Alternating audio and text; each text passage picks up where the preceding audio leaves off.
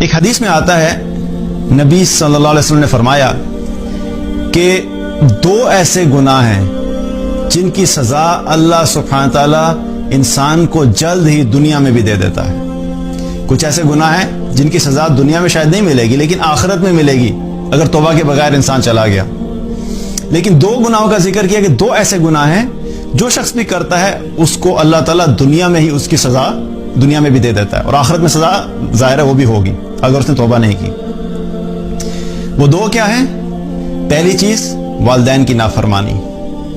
جو شخص والدین کا نافرمان ہوتا ہے اس کو اللہ تعالیٰ دنیا میں ہی سزا دے دیتا ہے. وہ دنیا میں ہی اپنے اس گناہ اپنی اس نافرمانی کی وجہ سے وہ دیکھ لیتا ہے کہ وہ اللہ کی طرف سے اس کو سزا ملتی ہے. اور دوسری چیز کیا؟ زنا. زنا یہ ایسا گناہ ہے جس کی سزا اللہ سبحانہ تعالیٰ دنیا میں ہی دے دیتا ہے. اب